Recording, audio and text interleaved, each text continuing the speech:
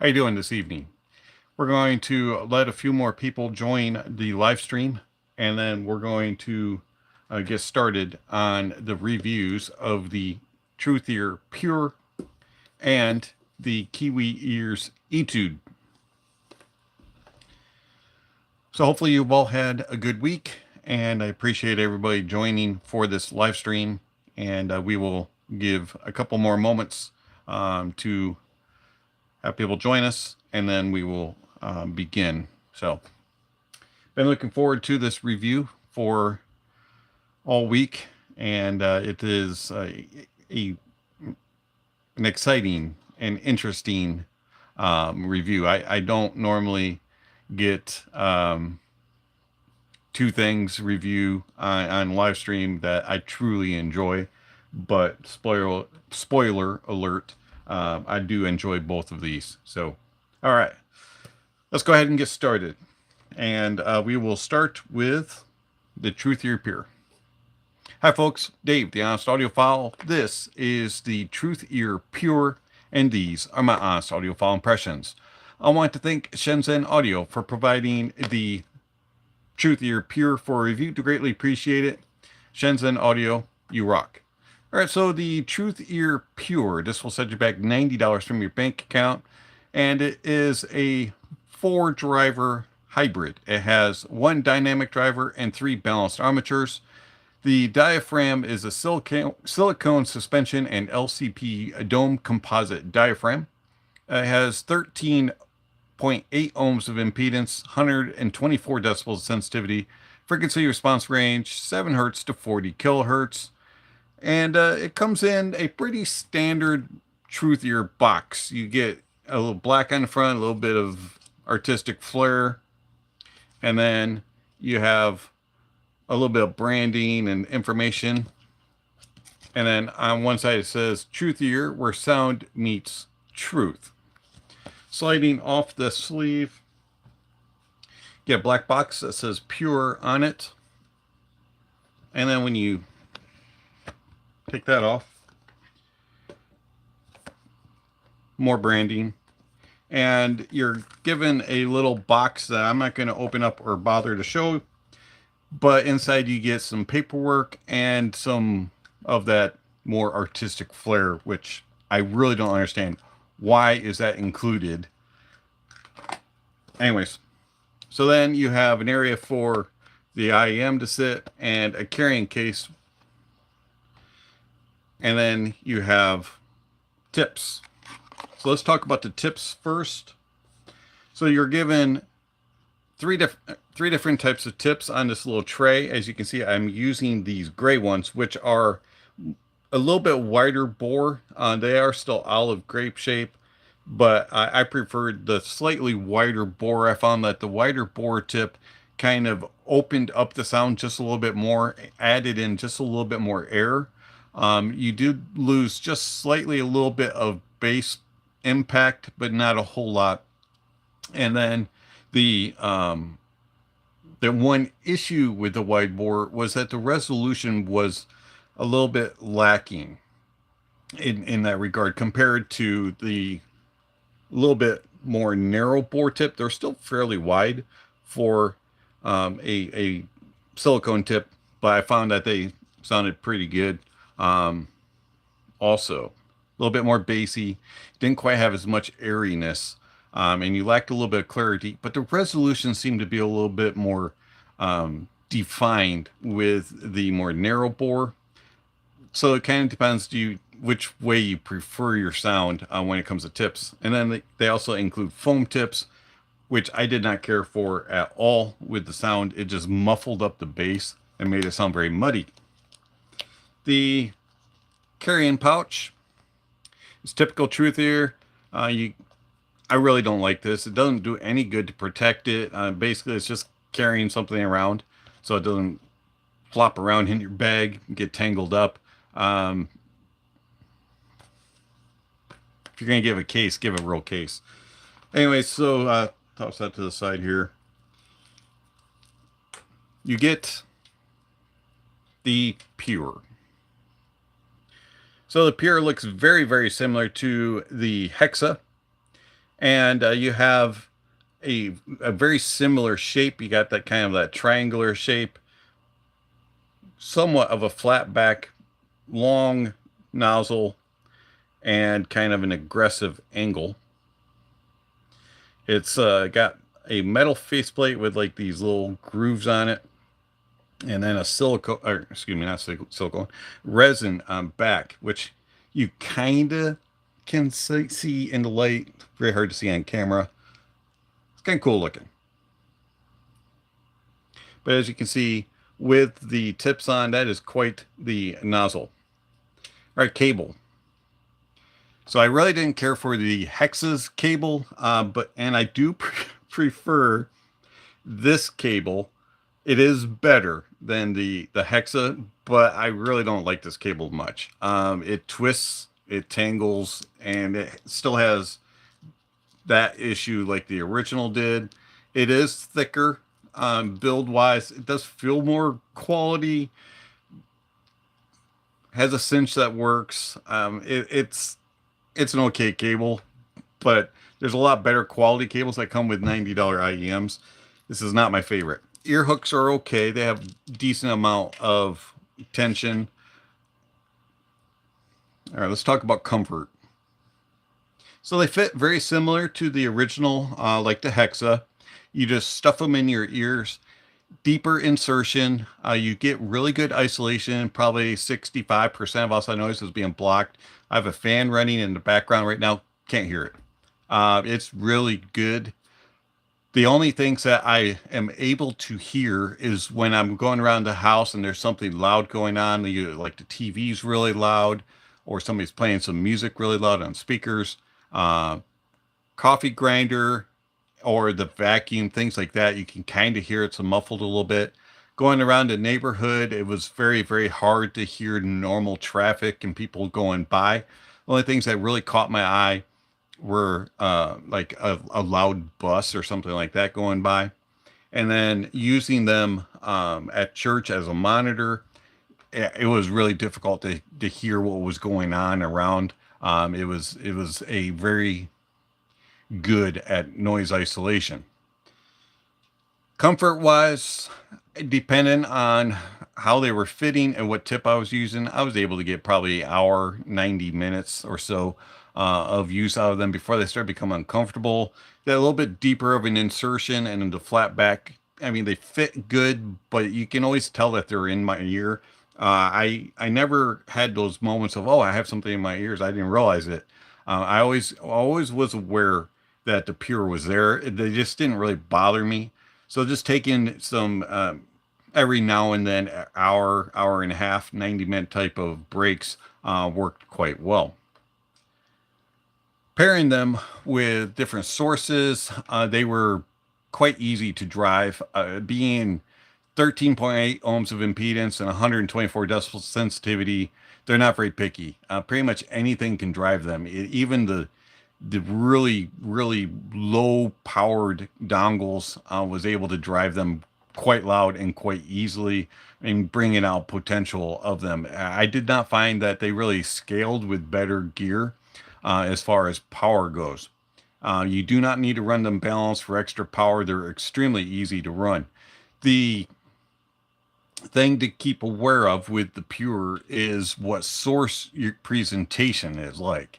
So if you have something that has a lot of bass and is a little bit warm and thick, especially in the mid bass region and into the sub bass, these can get a little bit muddy and a little bit slow if your source is a little bit thick in that area. These already have some good presence there, and so it can kind of become a little congested.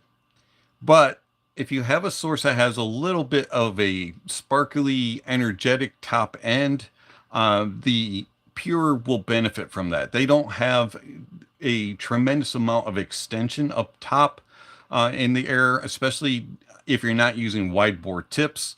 And so I find that having a source that's got a little bit more energy, a little bit more sparkle, maybe a little bit more airy presentation with a more cohesive and balanced bottom end benefited the Pure a little bit more. So something like a Fosse Audio DS2, a Hibby FC3, things like that sounded the best with it.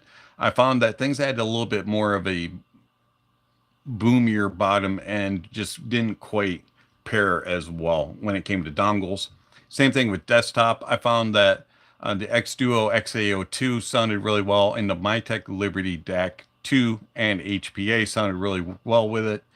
But using something like the SMSL Raw DAC 1 had a little bit too much bottom end, a little bit too much robustness, and it just kind of bogged down the backside of the Pure.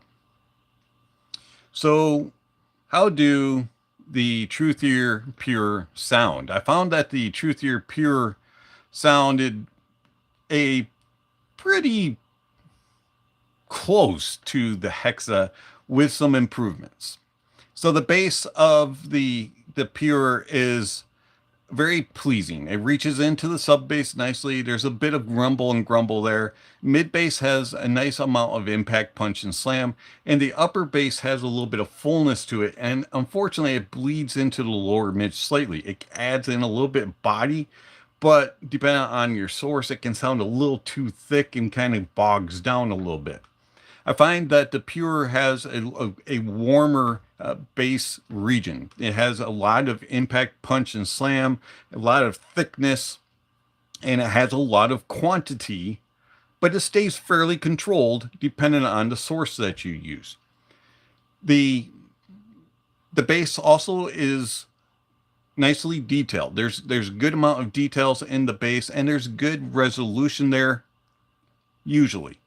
Problem with that is on more complex tracks and bass heavy tracks, it can become a little bit on the it becomes a little sluggish and just a little bit too thick.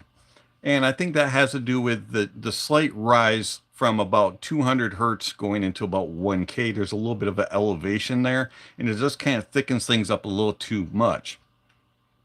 I find that the bass overall is very fun and engaging, has good quantity to it, along with mostly good quality. The tonality is nice. It sounds very natural and accurate. Just at times, depending on what music you're listening to and what source you're using, it can be a little bit bogged down. Going into the mids have a warmth to them.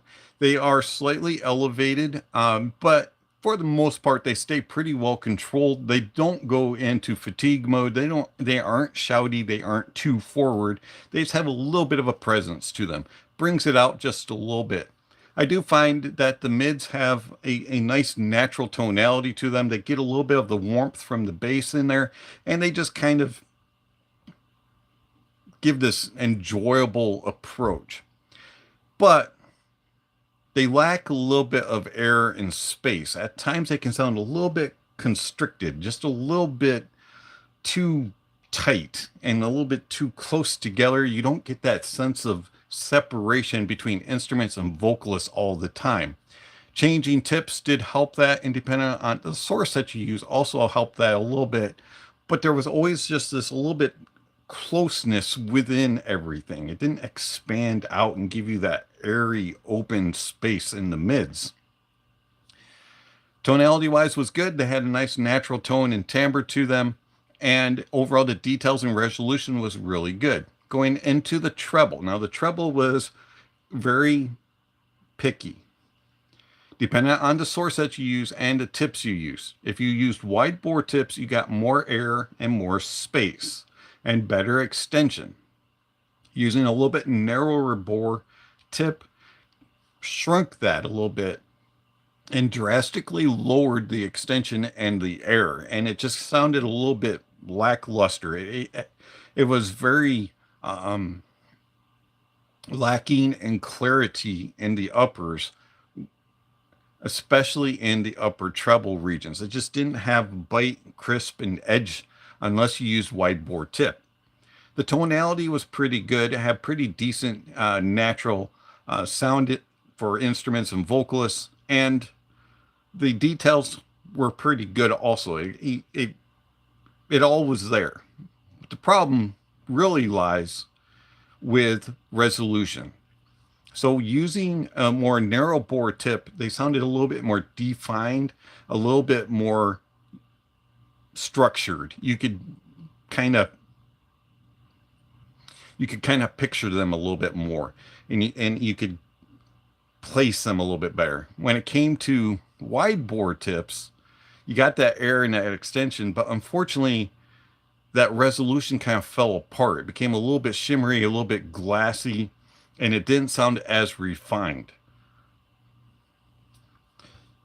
Soundstage of the TruthEar Pure is good. It has a nice width to it if you're using wide bore tips. If you're using narrow bore tips, it's a little bit smaller, but still has good depth. It does a good job of saying small, medium, and large. It never really went into the grand size. No matter what size tip you had, it kind of always was small, medium, and large. But that's enough at $90 to tell you, hey, this is a different sizing venue. Depth was all right until you got on complex tracks. When you got onto more complex tracks or really heavy bassy tracks, it kind of shrunk and you weren't able to read in as far. Things became a little bit blurred. It did okay with its layering. Again, struggled slightly when things were a little bit more complex or heavy hitting.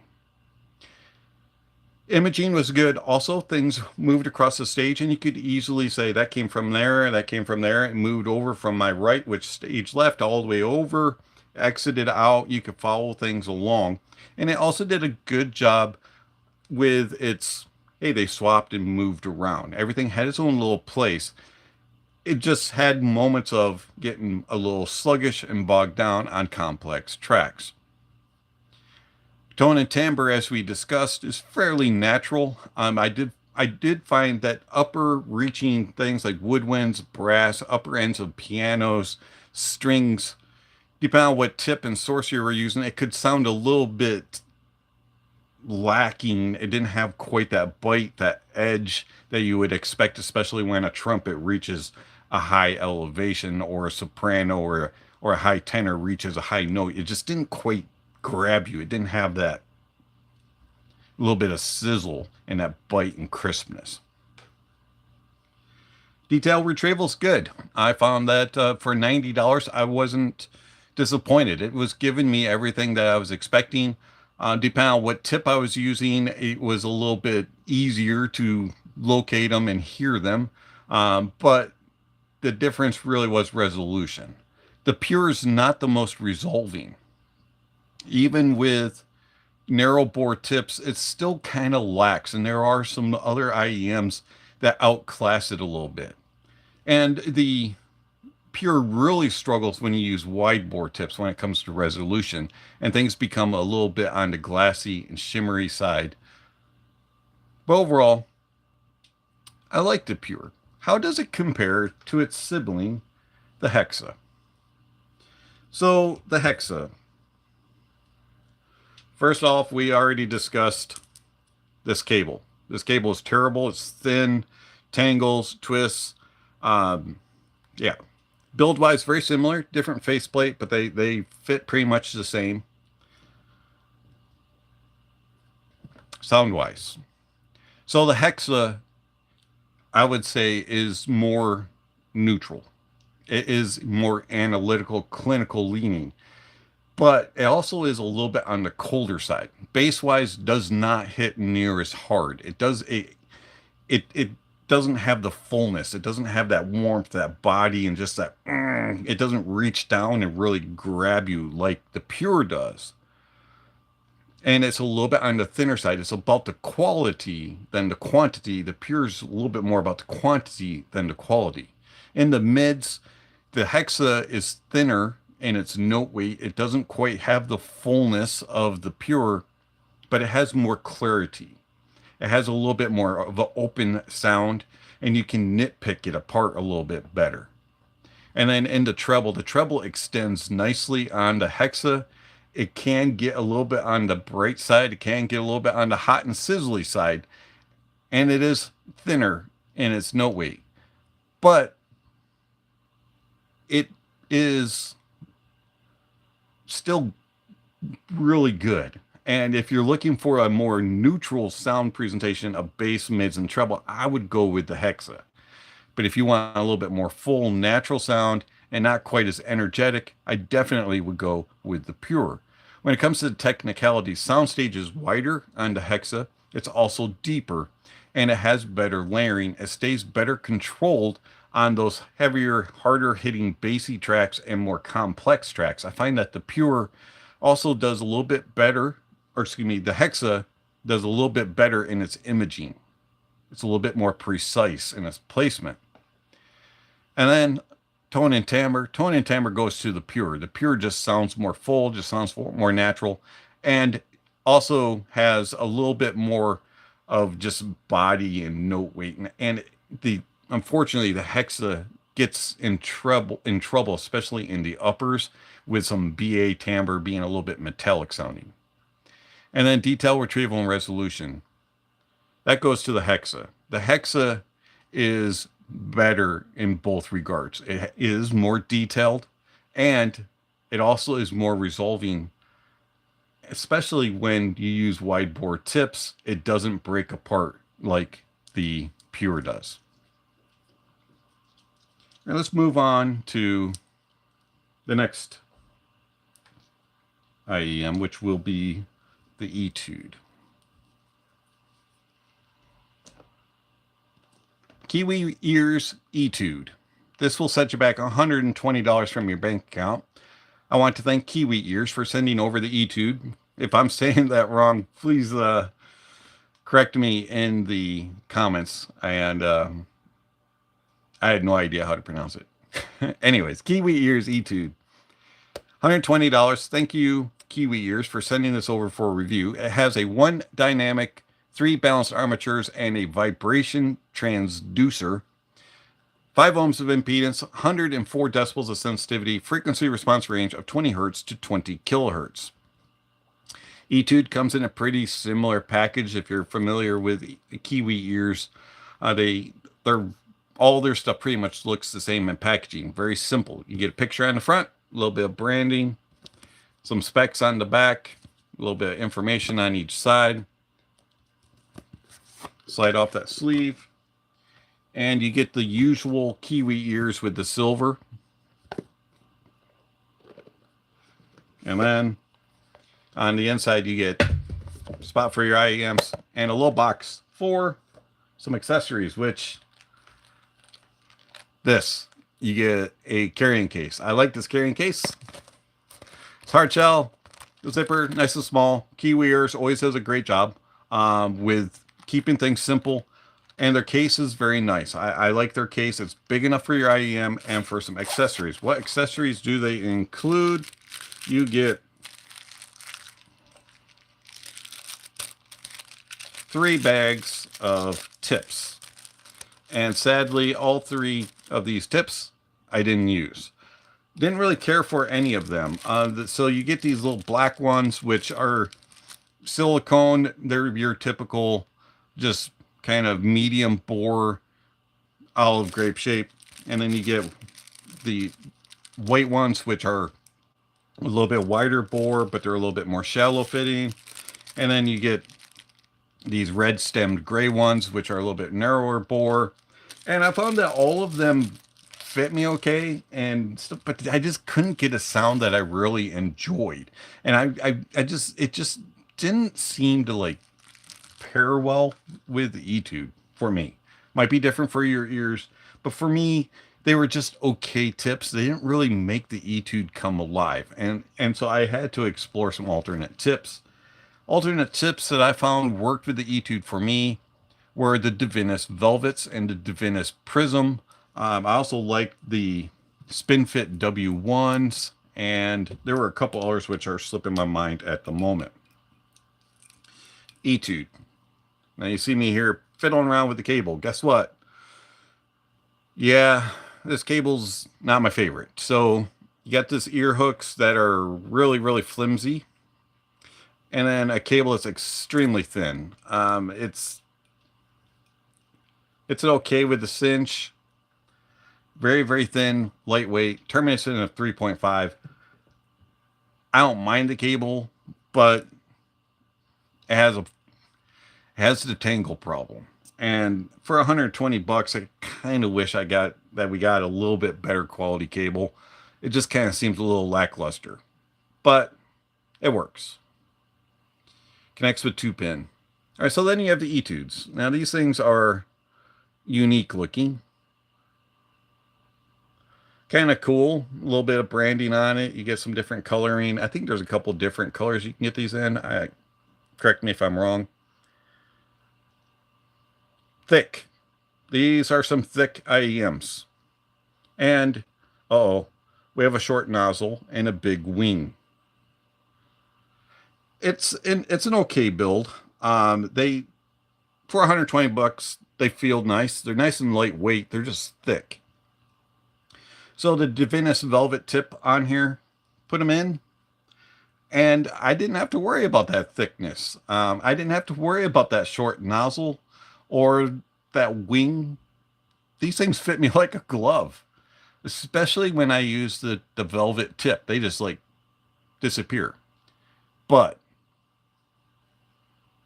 I can hear, I touch them, I can hear that in my ears. It just like rings. It sounds like an empty drum, just like ding, ding, ding, ding, ding, ding, bump, thump, thump, thump. I can hear every little movement.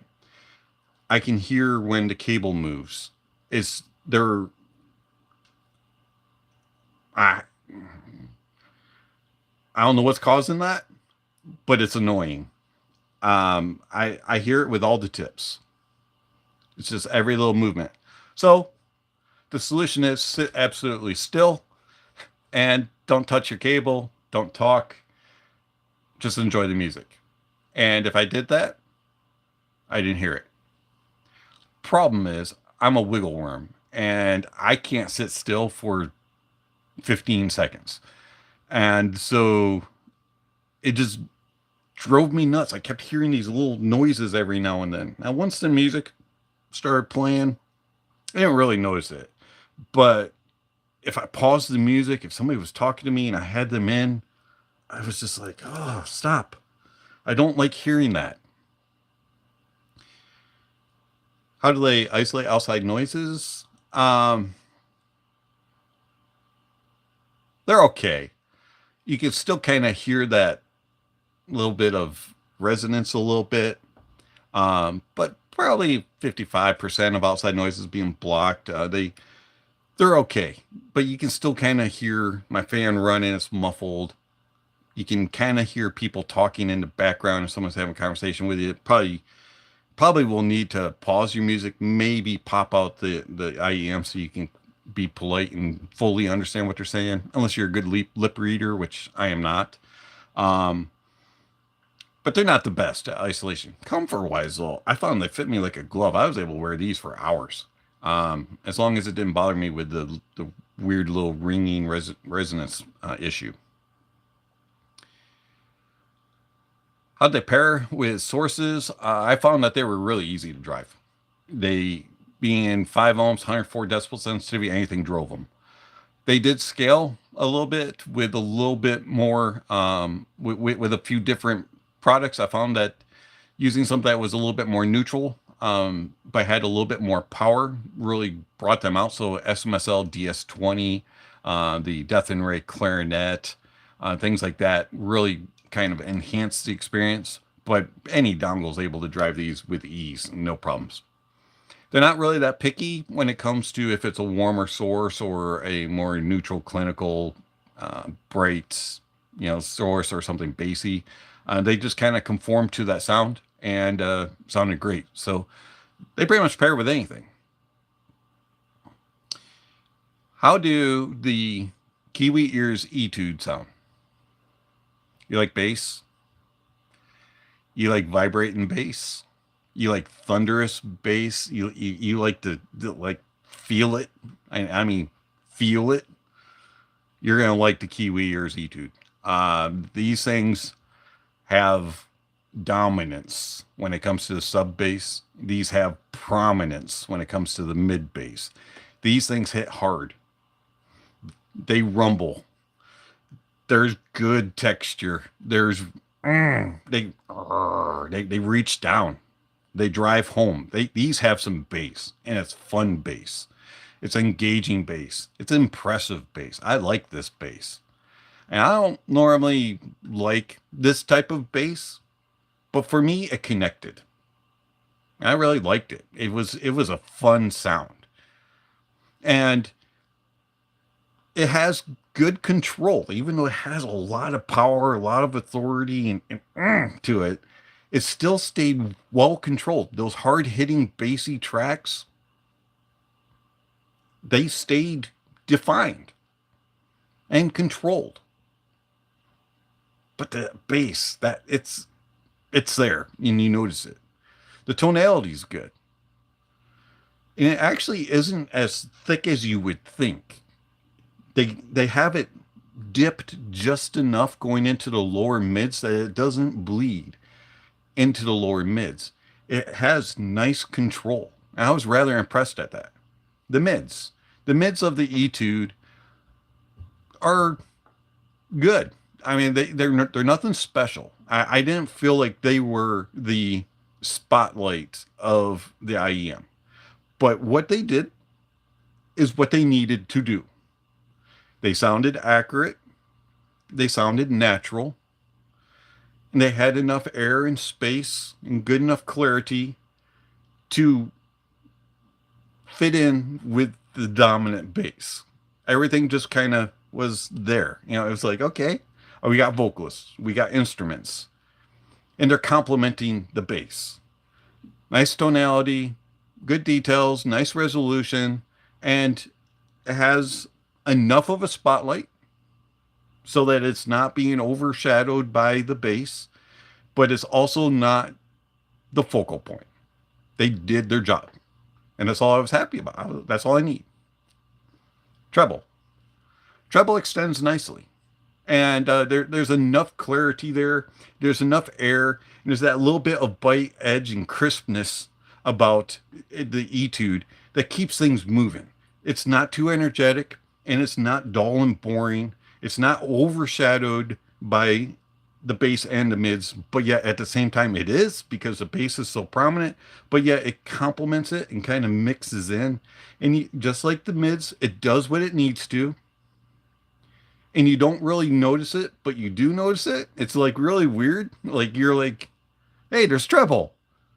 But that bass, you know, and the treble has nice tonality, good tone and timbre, and the details and resolution are there. The mids and the treble do what they need to do to complement the space. It's quite impressive how Kiwi Ears pulled it off. Soundstage. Etude has a nice wide stage. I didn't think it would, because that bass and, you know, usually when you have a lot of bass, it kind of shrinks things. But this was a nice wide stage. Small, medium, large, even kind of expanded into that grand open sound at times. I was rather impressed at it. And even using stock tips, you got that. I just use advanced velvets because they fit me a little bit better and they just sounded more complete. But I found that the stage has nice depth, nice layering, stays well controlled, doesn't get bogged down when things get heavy and hard hitting or complex. And it also does a really good job of imaging. You could lock onto things and follow them through. You could track them as they moved around. They exited out and entered in and had nice movement, things going in and front, around, changing things. You could follow it. It was pretty close to being precise. I wouldn't say it was pinpoint, but it's right here, and it's a really small neighborhood. You could nitpick with the Etude. Tone and timbre is really good. I was rather impressed at how natural it sounded. Yes, it's a little too boisterous, a little too, in the bass, and it's a natural sound though. It doesn't have any major flaws that stood out and sounded super unnatural. And I was rather impressed at the Etude in its tone and timbre. I didn't have any complaints there. Details. Etude's actually pretty good retrieving details. I was never complaining about where's my detail.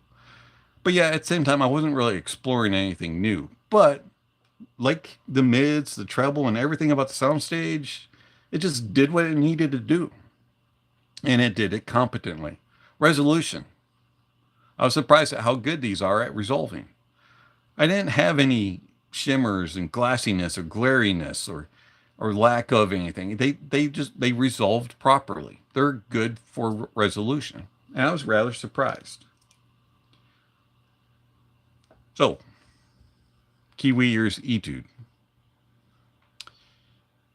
Are they a reference IEM? Are they a stage monitor? No. But neither is the TruthEar Pure. Those aren't either. And as I started thinking about it, what other IEMs? Because I don't have anything that has a vibrator transducer in this price point. And the Pure is good, but if I were to compare it to the Etude, I would take the Etude because the Etude's more fun. It's more engaging. It just is better controlled. It's better resolving. It has similar abilities with details, and resolution is better. And tone and timbre is more natural sounding. To me, the Etude is a step up from the Pure. But then I started thinking about it. What else would I recommend in this, $90 to $120 price point? The Hexa, but that's clinical. And it's just kind of, it's not for everybody. It's good, but there's, you have to like a brighter sound, thinner note weight, and a very analytical, clinical sound. And so I started really thinking about what IEM kind of fits this price point. And the one that came to mind that would be my recommendation if someone was looking for a stage monitor or looking for a more neutral presentation was the Dunu Kima 2. And when I compared it to these two and to the original, the Hexa, the Kima 2 is more natural sounding as tone and timbre. It is as detailed and better resolving. Yes, it doesn't have as impactful and fun sounding bass as any of the other three, but it just does the refinement and the definition and the focus better. The Dunu Kima 2 is the stage monitor if you're looking in this price point. But would I recommend the Etude? Absolutely. It's a fun sound. It's a bassy sound, and it does a lot of things that I did not expect. Would I recommend the Pure? Yeah, for some. Some might enjoy it better. And if you think that your Hexa is too bright or doesn't have enough body and is a little too energetic and sizzly, sure, the Pure is an improvement over that. But for me, my choice of Pure or Etude, I'd go Etude. All right, let's look at some questions here, and I'll try to answer what you all got. Why do I have a tip off? Oh, there we go. All right. All right, so real quickly, I haven't looked at the note. I haven't looked at comments. Hopefully the screen isn't reversed. We've had some issues with print being backwards, and I've been making changes, and my phone updated, and apparently I made some changes on the camera. And so I've been fiddling around with settings, and apparently on Samsung's, you have to make settings. I don't know. Hopefully it's not backwards. And if it is, I apologize. And I'll hit some more settings for next time. Anyways, all right, let's get back to the comments here. Okay, so first up, we got Carmine. Good evening. Coffee and donuts. Oof, a little late for donut, man. But thank you. Let's see. Deals are to be found. You just got to look. Absolutely, there are good quality products everywhere. And why is this way behind? There we go. All right. Absolutely. Yeah, you do have to search for deals, and you know everybody values things a little bit differently. Personally, for me, I'd go Etude, but I understand Hexa or Pure is also good. All right, let's see. Hexa versus Kato, Carmine asks. I would definitely take the Kato over the Hexa. The Kato has more natural tone and timbre, a little bit more full sound, and it's better detailed and resolving. Soundstage wise, it's also better with its imaging and placement. The Hexa's good, but it's just a thin sound. It's more forward, it's a little bit more aggressive and bright sounding. Um, if that's what you like, you know, the Hexa's not bad, but I would definitely go Kato. In fact, I would go Cadence over the Kato, but if you can find a Kato at a similar price as Hexa, I would get Kato. All right. Carmine, have a great evening. You too, if you're not sticking around. Thank you for swinging by when you did. Let's see. Quince, is it Quincy? Hello. Hi. Um, Jean, Aperture Silence. Glad you liked Etude. Yeah, I liked Etude. I think it's a fun sound. Um, see, Paul, the Etude ringing, was it like a tube amp ring? Could you have a bad set with something loose inside? I don't think it's something loose inside. It's more like a tube, like a tube amp. Will kind of ring sometimes, being a little sensitive like that. Um, it I did notice that with certain tips, it wasn't as noticeable. So it's probably just a little sensitive to to that, and I pick up on that a lot. So no, I don't think anything was broken on YouTube. I think it was just it's just a little sensitive. All right, let's see here. It's the springs. My unit rings too when you tap it. Ah, okay, yeah. See, yeah, it's the vibration transducer. Uh, that makes sense. I guess vibrating, you're gonna hear it. Um, duh. All right. It's not a big deal. Once the music starts, you really don't hear it. It's just like if they're sitting in your ears, or if you pause the music, things like that. You notice a little bit when you put your IEM in. Um,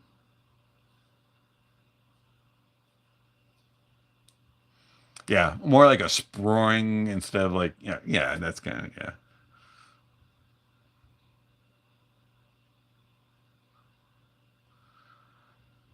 You normally it that is something new, Paul.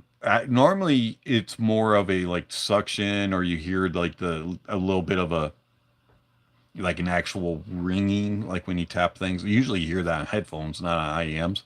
Um, so yeah, it was a little bit different for sure being in an IEM, but it makes sense being now that Jean mentions that.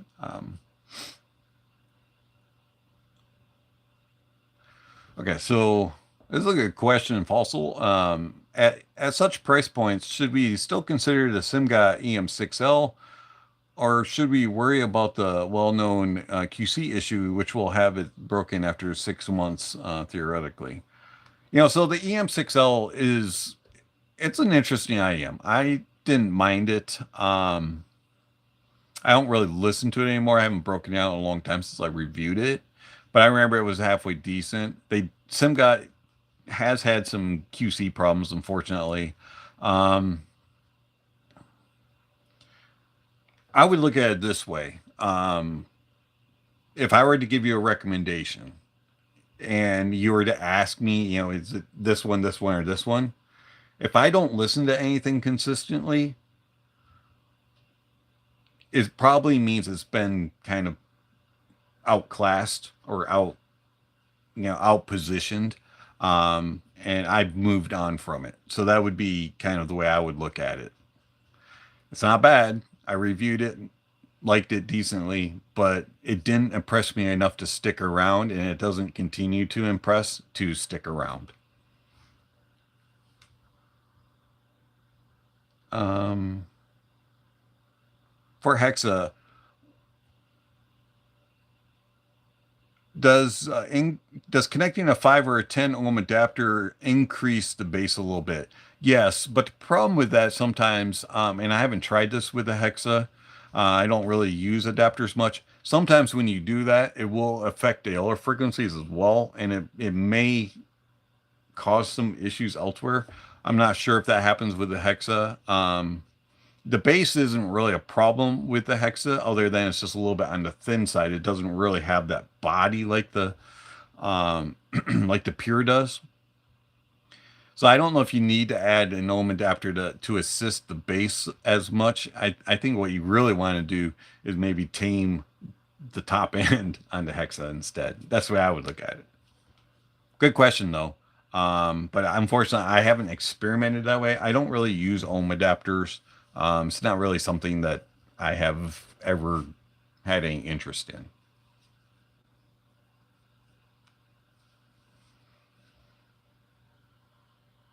Good questions. Anything else? Any other questions, comments, suggestions, thoughts, ideas? While Paul's here, before we get back to the question that just came in, while Paul is here, before he asks, let's go over what is upcoming. You're welcome, Paul. All right, so on the list, we still have several. You're going to recognize some of these names if you've been around on some of these live streams. We have the Kiwi Ears Septet. We have the Tantrum Fission, the Tantrum Force, the Rum Audio Blue, the BASN Beemaster X or Beemaster 10.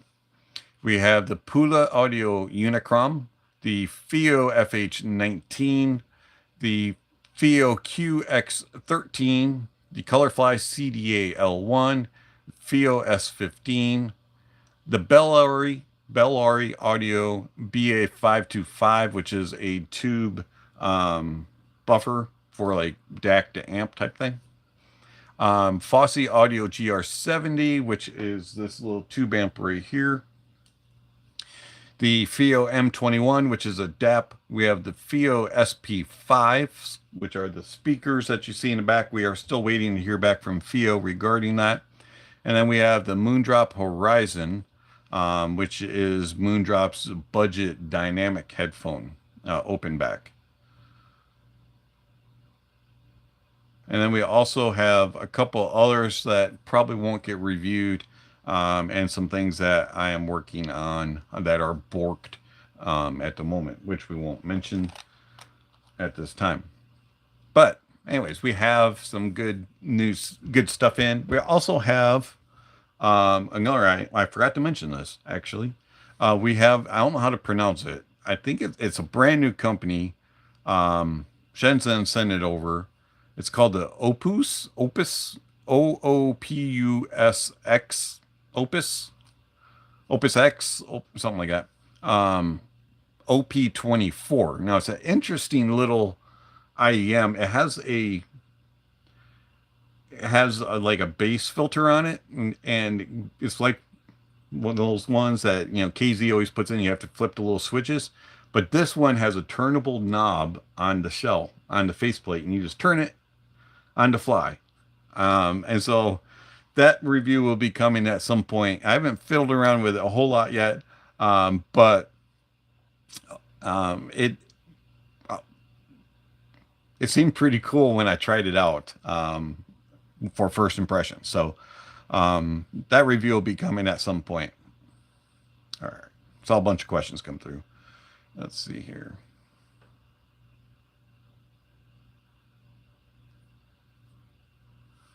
All right, let's see here. I'm going to call you G because I don't know how to pronounce your name. My EM6L thankfully was fine QC wise, but the sound wasn't quite there, especially the bass felt kind of fuzzy, soft, and low res.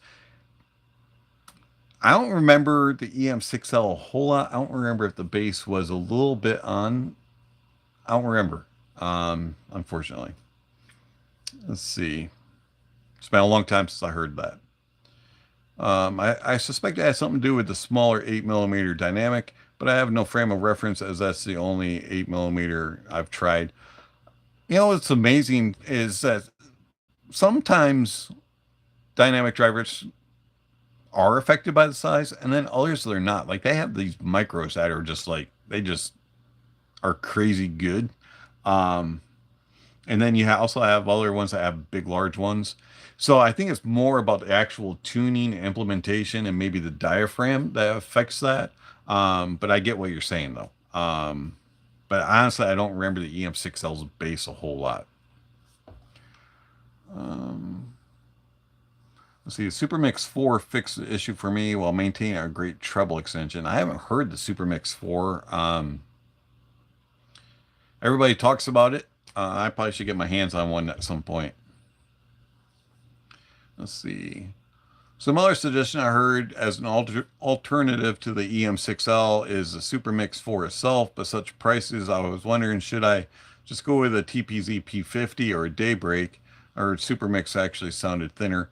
I haven't heard any of them, so I don't know. Fred, hey, good evening, Honest Dave. Congratulations on ranking in the top 10 of reviewers. Number 6 ain't bad. I ranked somewhere? I do you have a link to that so I can see that? Um, that way you share it with everybody. You can drop it into the chat here. It should allow you to do links. I might have to edit that. Where's that ranking? I'm curious. Number 6? I'll take a 6. Top 10's good for me. I'd even probably take top 20. Fred, great review on the Manger Top Pro. It's very hard to get everywhere it's offered. It's back ordered. Yeah, Top Pro is quite popular. I enjoyed it. I thought it was a fun one. You know, it is an improvement over the original for sure. Are there others I would take over it? Yeah, probably. But I mean, Top Pro is fun. I really, really, really liked it as far as just a fun, bassy IEM. Been into bass this week with the reviews, with the Etude and the Top Pro.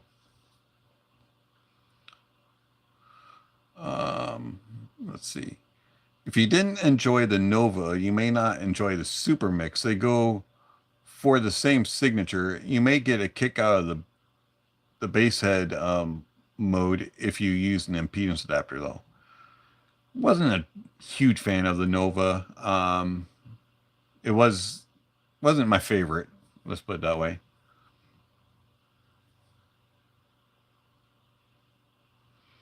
Let's see, Faisal. I'm also curious why quite a few hybrids which have DDs in it seem to utilize less than 10 millimeters. Do the 10 millimeter in a hybrid cause disharmony to the tunes or difficult to sync with them? I'm not a designer or an engineer, so I don't know the exact reason. Um, it could be size wise. Maybe they're trying to cram everything in and, you know, try to keep it in a shell that's not huge. Um, I, I would hope it's not something about them causing disharmony, because if you're a good engineer and a good designer, you should be able to overcome that, especially if you're using quality components. So, again, I do think it comes down to the quality of how it's designed, how it's utilized, not necessarily the size itself. It's more about the quality and the tuning and the component quality also. Oh, you're welcome. Um,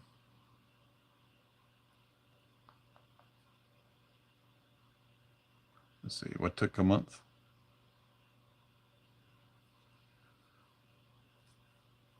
All right, Fred. Honestly, I love my X-Duo XAO2 so much. I want to get rid of my other DAPs. In your opinion, what IEM would you consider to be the ideal pairing for the X-Duo XAO2? Whew, that's a tough question. The X-Duo XAO2 is really, really nice and clean and well controlled. Nice neutral tone and timbre and good details and resolution. I really don't think I could pair it, could just narrow it down to a favorite. That's a really tough question. Because the X Duo XAO2 is used with every single review. Um, it's one of my reference systems that I use. And if something doesn't sound good on it, then it leans to being, a not good sounding product. Um,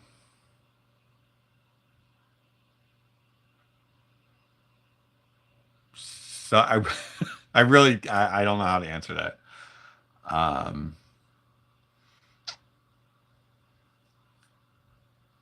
M. Alamad, I got the Dusk DSP yesterday and was very disappointed. It sounded dark and details pushed back.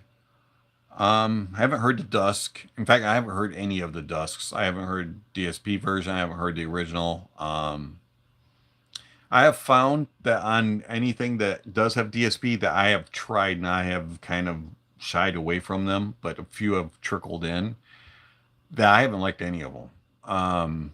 Even messing around with the EQs and trying to get them to sound good, to me they just don't sound proper. They all do kind of have that little bit of a darker, compressed type of sound. Um, I think it's just part of the DSP process, just not being fully there yet. It's not been developed and refined yet. I think they're still kind of tweaking it. Um,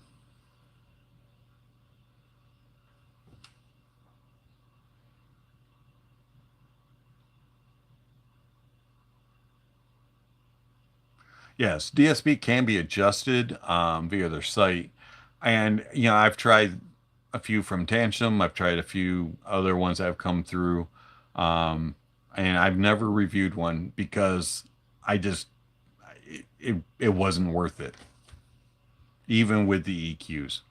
I just it's like using True Wireless and trying to say True Wireless is good enough and high quality. And to me, True Wireless isn't. And that's one of the reasons why I don't use True Wireless. That's one of the reasons why I don't really use Bluetooth, and that's also a reason why I don't really use the DSP stuff at this time. It just doesn't sound good enough, and it doesn't warrant a review. It doesn't warrant me spending the hours that I do on a review, in my opinion.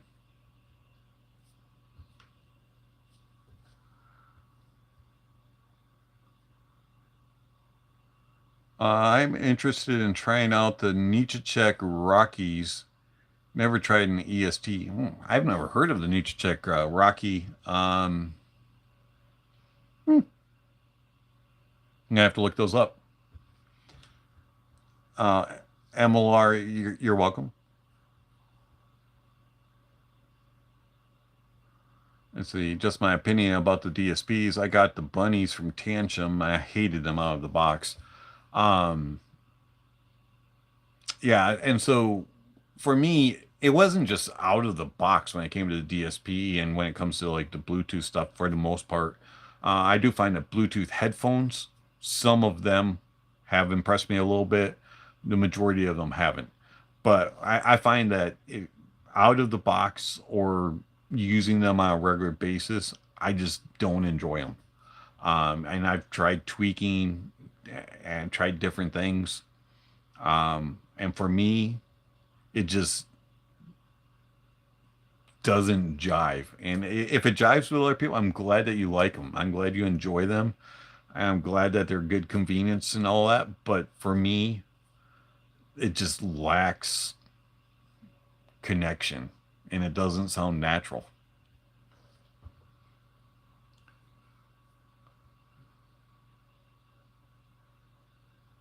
Okay, speaking of the hundred-ish, the $120, Etude's 120. Would you prefer the Etude over the Explorer or the Defiant? I haven't heard the Explorer. Um, the Defiant. So the Defiant is interesting. So the Defiant is a little bit more like it has a little bit more of a slightly laid back presentation compared to the Etude. Etude has a little bit more zip, a little bit more impact, a little bit, and the Defiant is powerful bass also, but it has a little bit more of a calming side in the mids and the treble, whereas the Etude has a little bit of the excitement there. And like the Etude has that like kind of, it does everything okay. And it complements the the Defiant also has that, but the Defiant is a little bit more just kind of fun. Yeah, it's just got that. But at the same time, it's like hanging out with a friend who is very chill but very fun at the same time. That's the Defiant. The Etude is kind of like the friend who's kind of high energy and likes to have fun. And you like both of them, but they're kind of opposite, if that makes sense.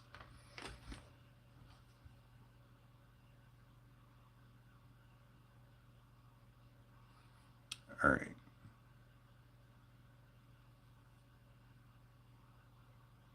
Yeah, the Defiant has received some mixed reviews. I didn't mind it. I thought it was pretty decent. Does just have a little bit of problems with resolution. Um, I probably would lean Etude just because it kind of engaged with me a little bit more. But I like both of them.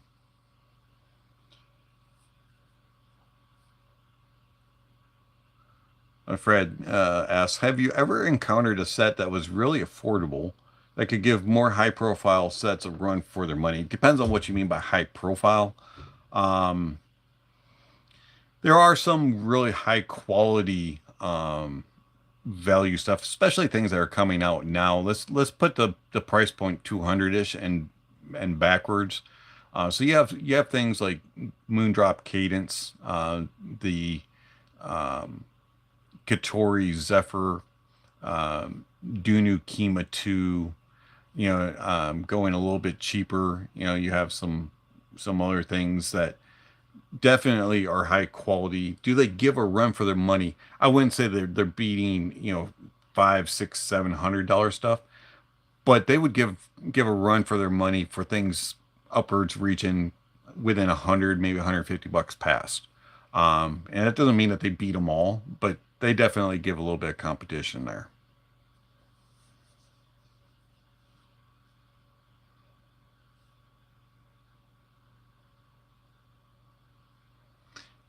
All right, so I'm actually really interested with the Defiant. Then at the same time, I'm considering the PaO2. So PaO2, it's been a while. I didn't mind the Pula. I thought it was pretty decent. It did. I thought it got outclassed by the Myers stuff just a little bit. I thought the Pula struggled just a little bit with resolution. And I found that it had just a little bit of lack of refinement compared to some of its competition. I would probably take the Defiant over the PaO2, but I would take the Etude over the Defiant.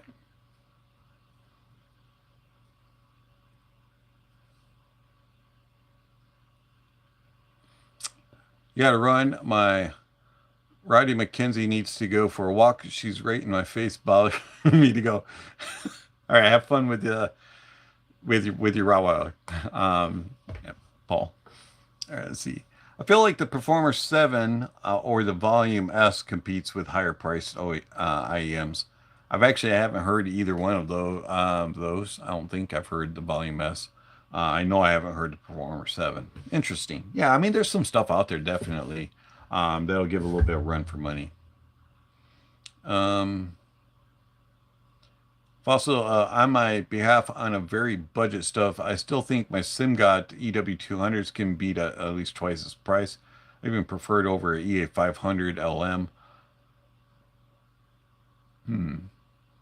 That's good. EW200 is pretty solid for its price point when it comes in at like 40 bucks, 50 bucks, something like that. EA 500 LM, it was a little picky. Um, Offered a lot of uniqueness. I liked it better than the regular EA 500. Um, I think if you're going for technicalities, EA 500 LM, but if you just kind of want an all-rounder, EW 200 for sure. I can see where you're going there. Um,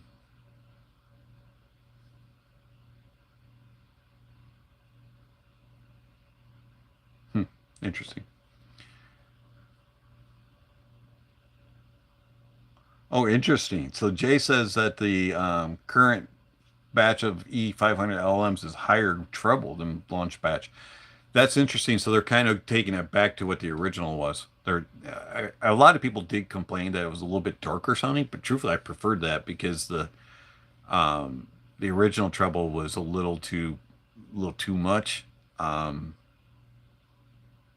hmm.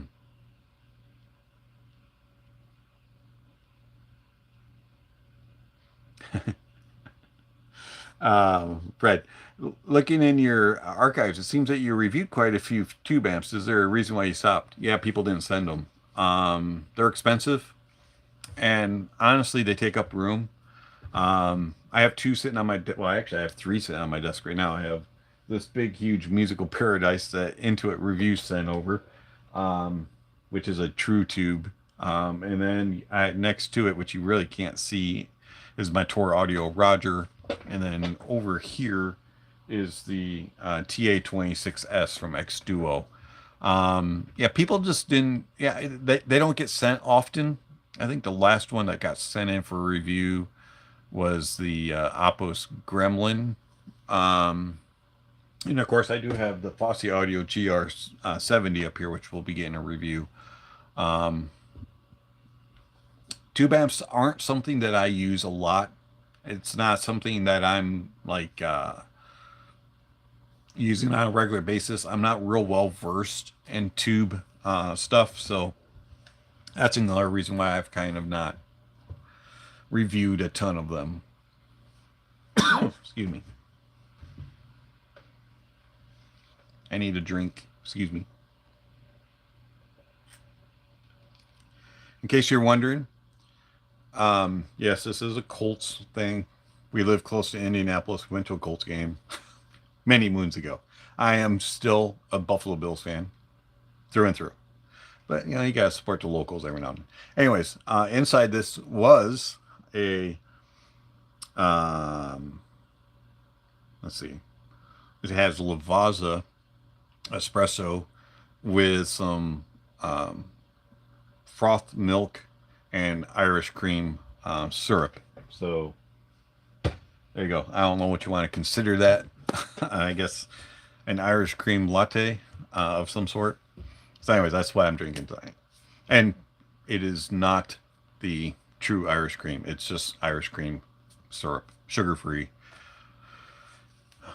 non alcoholic, because I don't drink. Anyways,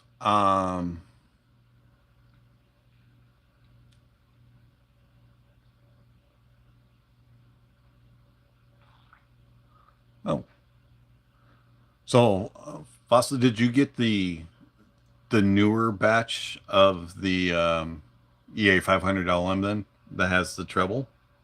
Is that why you hate it so much? Interesting. Hmm. All right, well, got about 20 more minutes here to go. So if you have any questions, comments, concerns, thoughts, suggestions, recommendations, uh, drop them in the chat. Let's talk. Um, Thank you for everybody swinging by today. I do greatly appreciate it.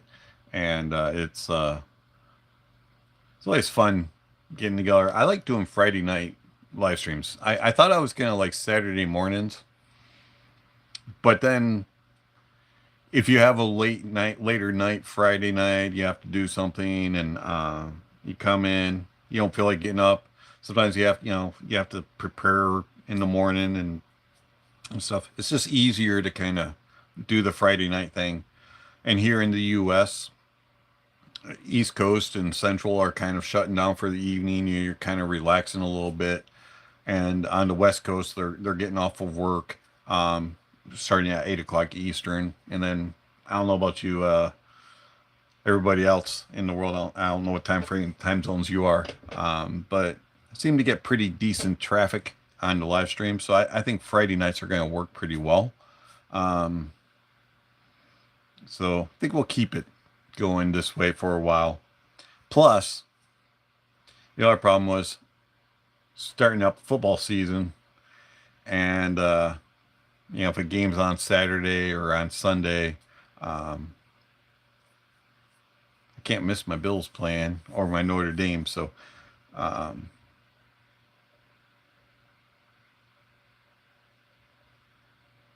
like to watch it live. I don't like to record it and rewatch it. Anyways, all right, a couple questions. Fossil. Luckily, I bought it via Amazon. Cannot do that if you buy it from Alley. That's true. The return policy is not near as good on Alley, especially for some stores.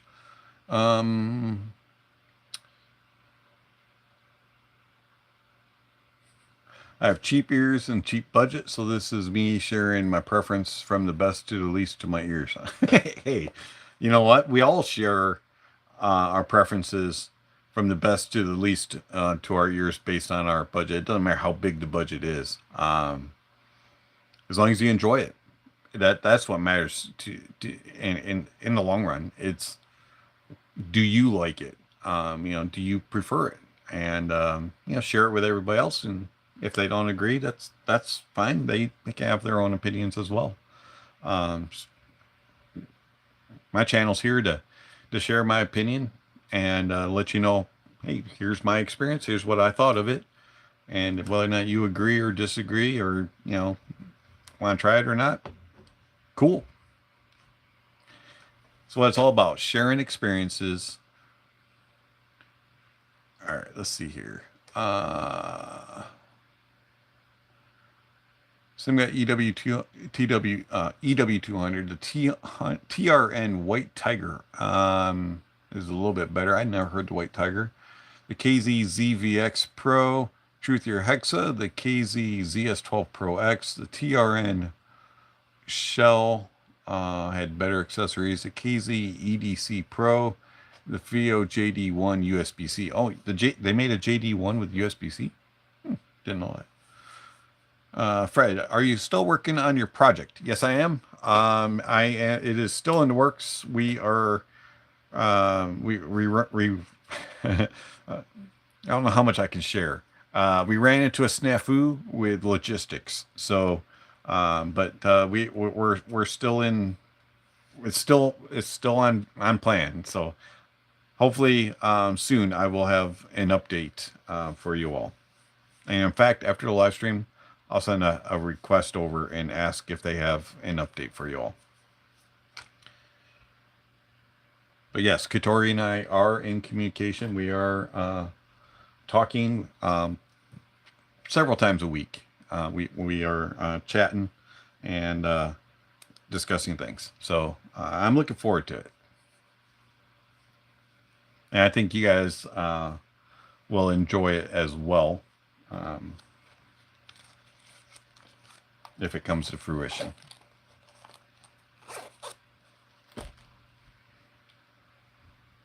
All right, let's see here.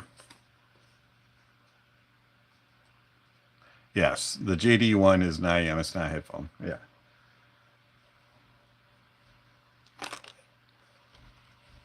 It's actually part of their Jade Audio, isn't it? Isn't it part of FIO's underling, I guess you would call it? Subsidiary? There we go. That's where I was looking for.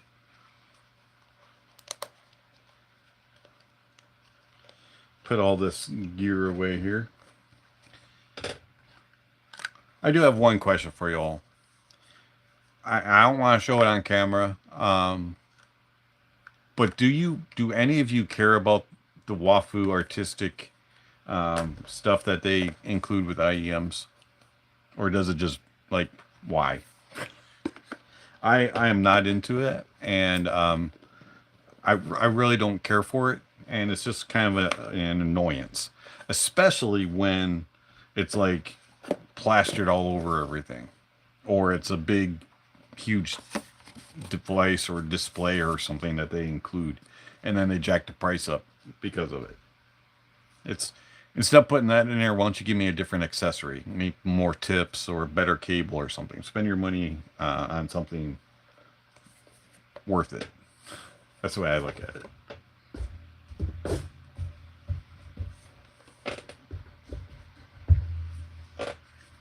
I'm just curious as to your thoughts.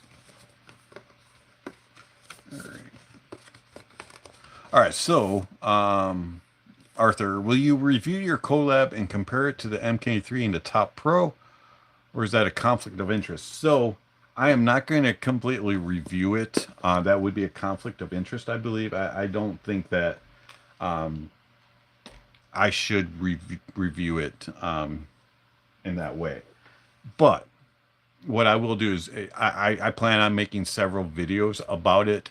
You know, maybe a video to introduce it and talk about it. And then maybe another video when it goes, you know, live, public or whatever, to explain, you know, this is what we were looking at when we were building it. This is why we chose what we chose and why we tuned it the way we did. Things like that. And if maybe something comes up like, hey, you know, found that these tips work better for me, even though they weren't included in the box, maybe make some recommendations like that. But I won't do an official review per se or comparisons. If I do make a comparison, it would be a comparison to gear that I have already reviewed and that I own and that I use as a reference. So Oracle Mark III might be one of those. Westone Mach 60 probably would be one of those. Things like that. But it won't be an official. This is, you know, this is better than everything else. It won't be a sales pitch. What happened to...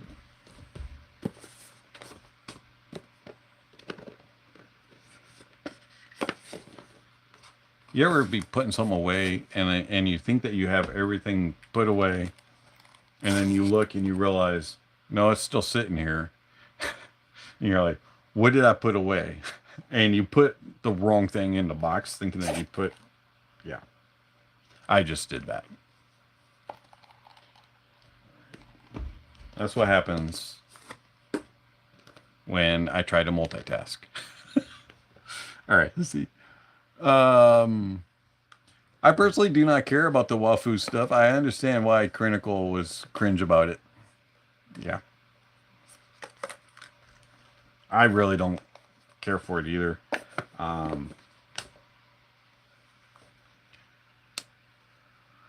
However, I can appreciate good art design. Hey, you know what?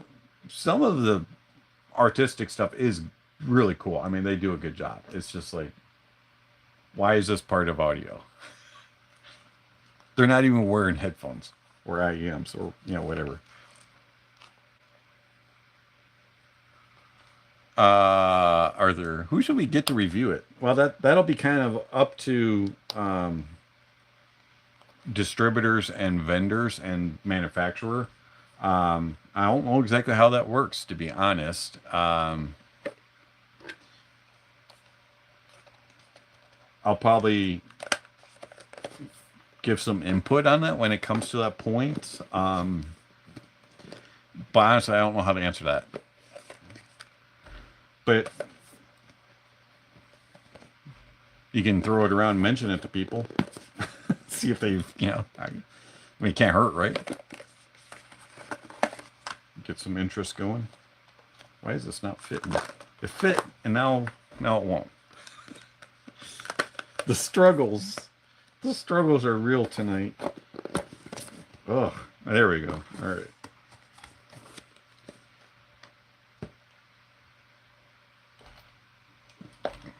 Let's see. Anyway, on headphone stuff, still on budget, I recently happy with the Kiwi Ears Division because that is very close to IEM tuning, although I have to say there is still improvements to be made. Oh yeah, so the Division is a really good little, where is it? Close back. There it is. Little close back headphone. I enjoy it. Bassy. It's got good tuning. I mean, it definitely has some flaws to it, but it's enjoyable. And for its price tag, it's a good performer. It's pretty decently built. Nice and lightweight. Do wish the pads were a little bit bigger. But yeah, I like the Division. And I will say this, if it's sitting on my wall, I use it occasionally. All right, so does it replace these? No.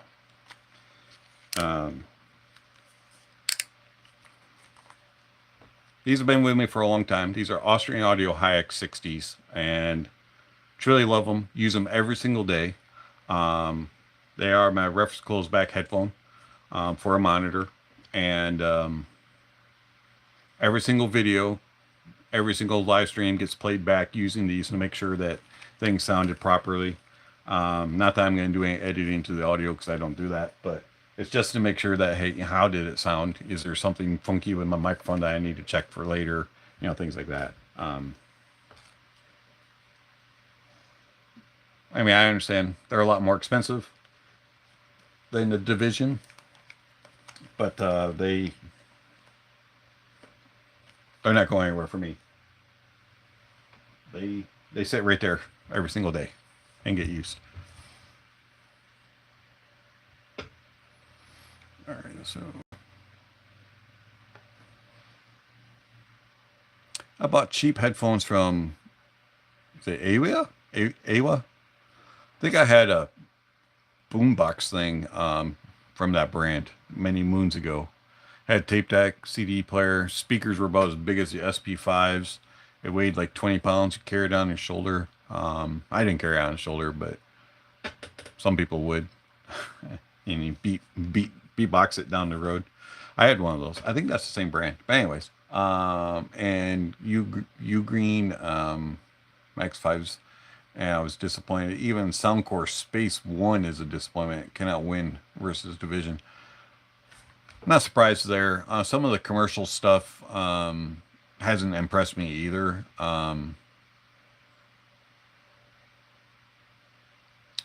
Arthur, I'll leave comments on some reviewers' channels. Thank you very much. Only thing I ask is I would prefer that they are somewhat cordial to my to my channel.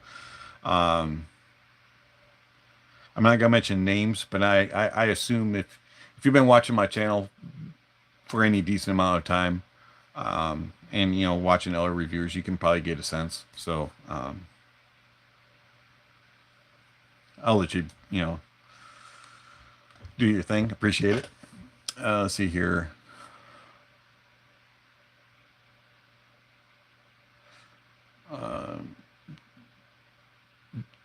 Jay Gober.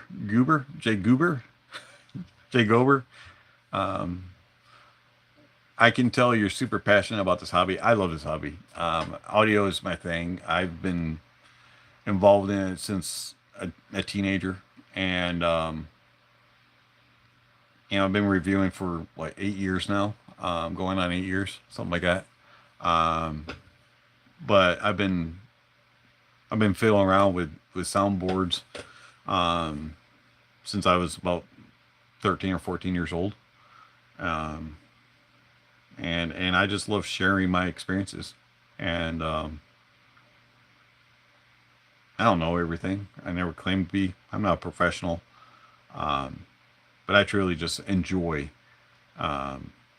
talking with people that love the same, love music, enjoy music.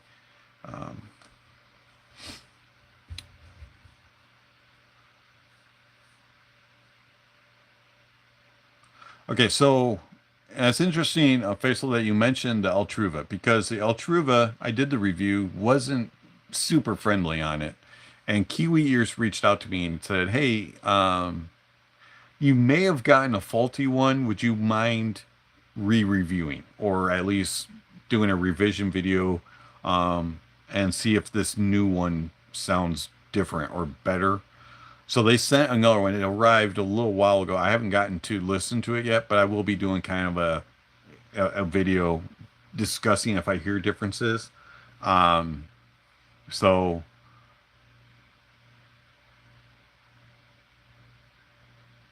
we'll see about, we'll see about that. We'll see about the Altruva, if my opinion changes. Hey, you know what? The Origin, I wasn't super keen on it when I first heard it, and then I got sent a second one and spent more time with it and was able to, like, I don't know, it just connected with me. And now the Origin sits on my desk back here. If I can get it out. Sits right here with my other reference IEMs. And I use the Origin on a regular basis as a reference. So things can change. We'll see. All right, so let's see. Soundcore Space 1 is around 125, 150. Yeah, it's like what, similar to like Anchor, or it is Anchor, right? Isn't Anchor Soundcore?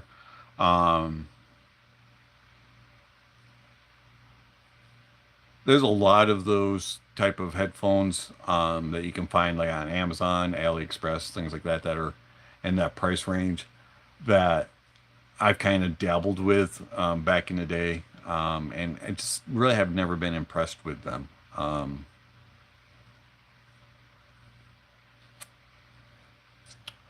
Fred, have you dabbled with earbuds, like true wireless type stuff?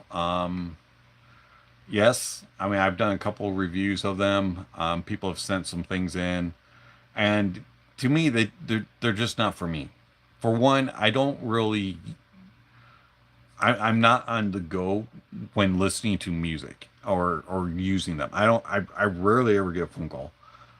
To be honest, the most times I get a phone call is when my wife is working. She's a school teacher, so when school is in session, she calls me when she's, hey, I'm getting ready to come home. What do you want for dinner? Type, what's the plan for the evening? And we discuss it while she's driving home. That's like the only phone call that I get.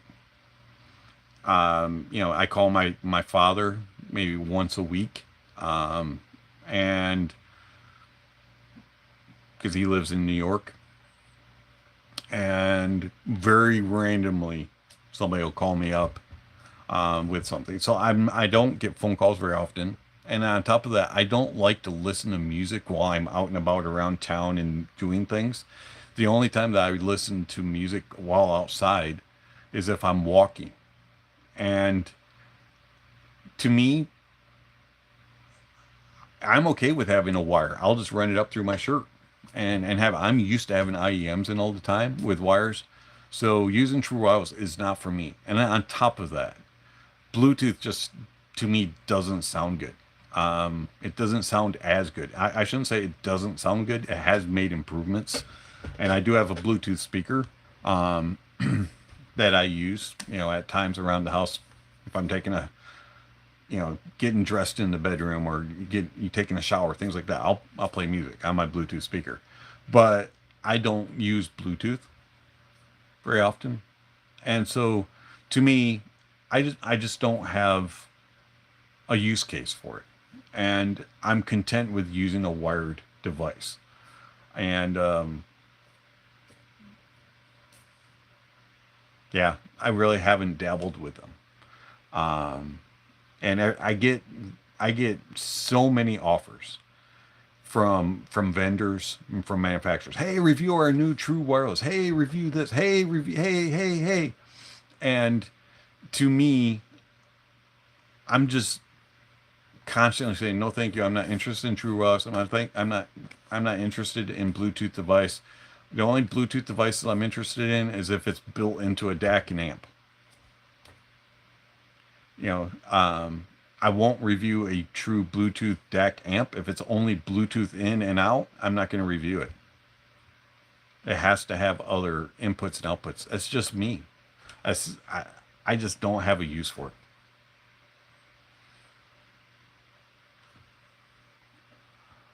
Okay, let's see here.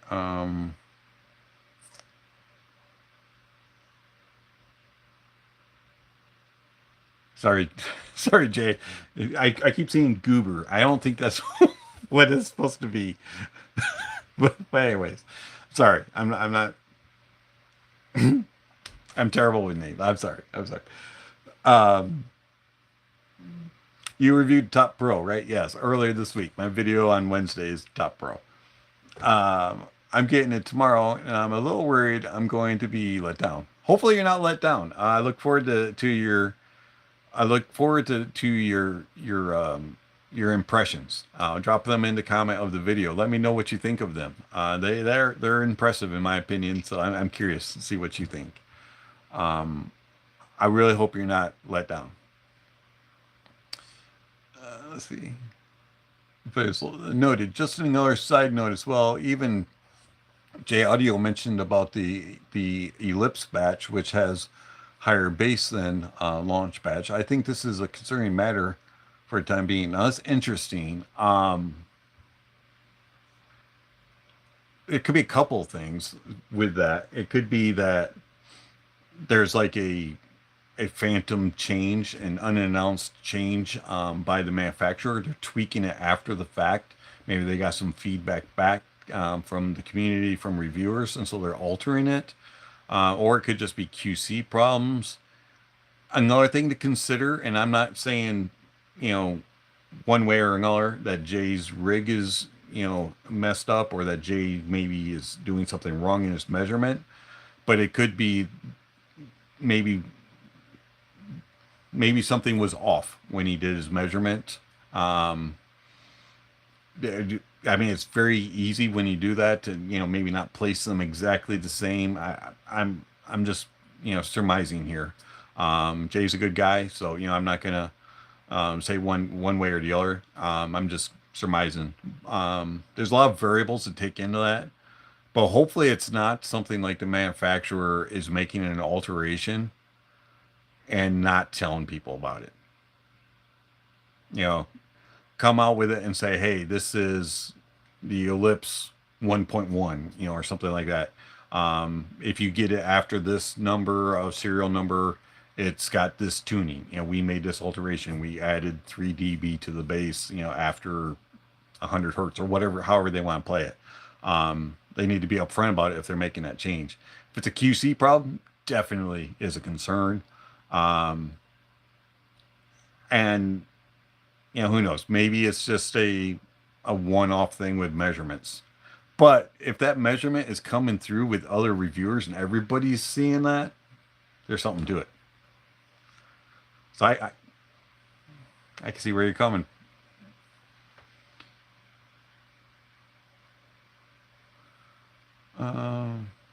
If you're going to be stuck on a list for 2 weeks, or on an island, so wow, where did I come up with a list? Wow.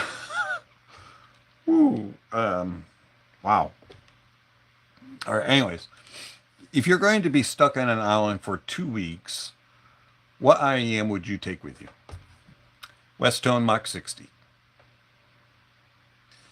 The Ellipse is another audio device which received mixed reviews. Interesting.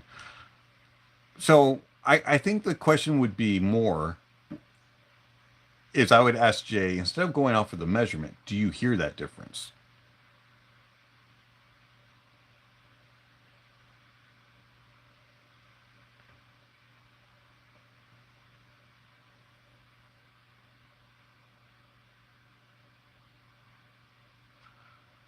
All right, that's a good point. I hate the fact that I need to throw them away, dongles, headphones, true wireless, after a battery dies. Replacing it, not cost efficient. Yeah, absolutely. Unfortunately, or fortunately for me, I haven't had any of the DAX and amps that have batteries in them, like the Death and Ray Clarinet or something like that, where the battery has died. So now, granted, I'm not using them as much as, say, somebody who's it's their only source, so I'm not putting them through the paces quite as much. But I can see that point. Basically, they'll become a brick eventually. As far as true wireless goes and like Bluetooth headphones, the Bluetooth headphones usually have some sort of way that you can listen to them wired. True wireless, they're just dead. Um, totally understand that.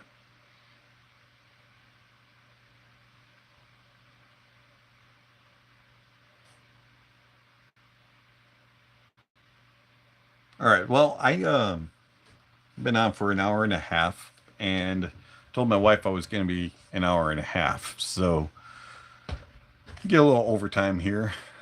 She's probably watching some cooking show or something out in the living room. So or Hallmark Channel.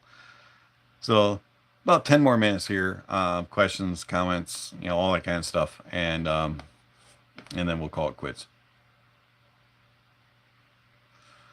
Bluetooth headphones via the wire, most of them sound horrendous. Um, I'm not going to dispute that. There are a couple of them that I haven't had that same result. The most notable one, the Stax S5s, but of course those are about $500. Um, the Heavy's H1H, which is a very bassy type of Bluetooth headphone, which also I think is 300-ish.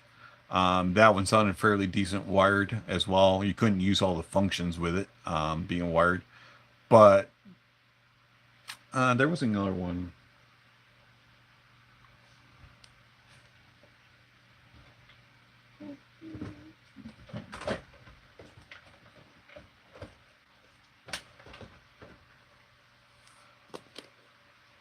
Oh yeah, the V-Modas.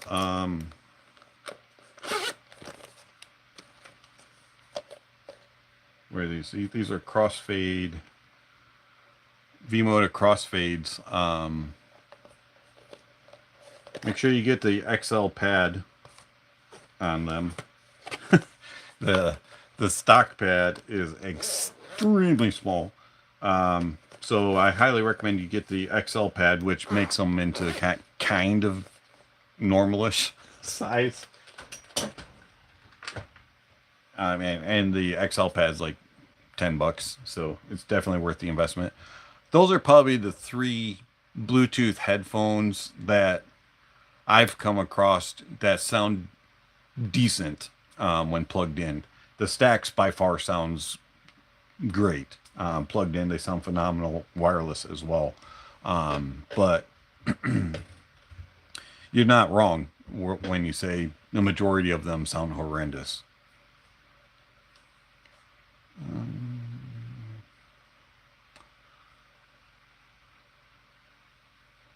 Most reviewers do not cover wired mode for Bluetooth headphones. Well, that's a bummer. They really should, because it is a function of it. I don't know, I don't really follow most of those reviews. But that's a shame that they don't cover that. They should cover that.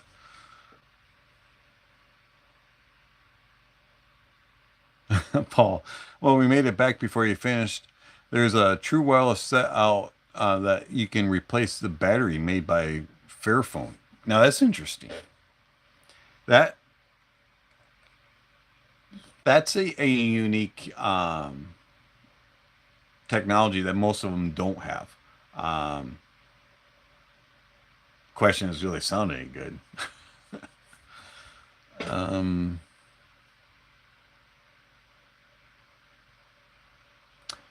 Have you heard any new sets that might rival the West Tone Mach 60? Not yet. I haven't gotten a lot of high-end, super expensive stuff in as of late. So we'll see. Possibly some stuff being discussed via emails, which I can't talk about at the moment. That might come in, but we'll see.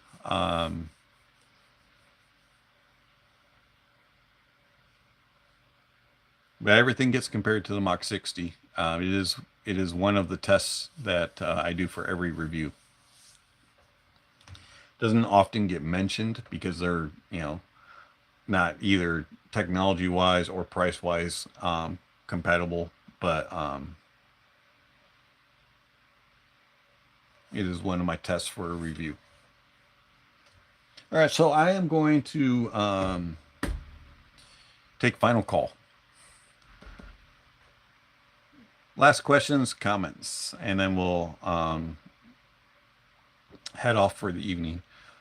Let's see, Paul, talking about those Fairphones. They have some reviews on the mix side, but they make a cell in-ear true wireless and over-ear as well, made to be repaired by you. Now that's interesting. That's kind of cool. So Meze does a kind of a similar thing. Now they don't do batteries, but basically, like if your driver breaks, you can get a replacement driver, and then they'll just ship it to you. And it's like you remove like 2 screws, and the whole thing just comes apart. And it has like a little cable. You just plug it back. It's very easy to fix Meze headphones. I don't know if they do that on all models, but I had 99 Classics. The drivers got broken when I had an amplifier go on to Fritz, and Meze was like, "Here, we'll just ship it to you. It's really easy." And I was like, "Oh, I'm not a modder. I don't know how to." And they're like, "No, you don't have to. You just boop boop. 2 little steps." So that's kind of cool that they have that ability. I hadn't heard that with batteries for true wireless, but that's a genius thing, because as was mentioned earlier in the chat, that's something that a lot of concerns. You're constantly using them. Your battery burns out in 6, 8, 10 months, 12, a year later. The warranty's worn out, and you have to replace them. You have to buy a new set. Also, another thing with true wireless that isn't often mentioned is the firmwares. Some of them affect the way that they play. I've heard some people discuss that before. So there's a lot of iffy stuff, that's just kind of like, why deal with it? Why not just get something wired? All right, I appreciate your take for all the inquiries. Wish you well. Thank you very much. You're welcome. I love doing this kind of stuff. I like talking about audio and sharing experiences. I learn from you guys. You learn from me. We all share and enjoy. All right, so let's call it quits for the evening. I do appreciate everybody that swung by. Thank you for all the questions, comments, the chatter about stuff that we don't always talk about, which is nice. Variety is good. I appreciate that. If you haven't already, give it a thumbs up if you enjoyed it. Thumbs down if you didn't. Hopefully it's all thumbs ups, but I understand if you have to give thumbs down. If you haven't already subscribed to the channel, why are you waiting? Give it a subscription. And if you need any information, my review process, terms, definitions, music that I like, at the top of the chat are some links. Also in the description, there will be some links. Go to my website. You can check all that out. All that kind of good stuff. And if you've been around long enough, you know what I'm going to say. Thank you for showing up. Thank you for being here tonight. We're going to do it next time. And remember, enjoy the music, and that honesty is the best policy.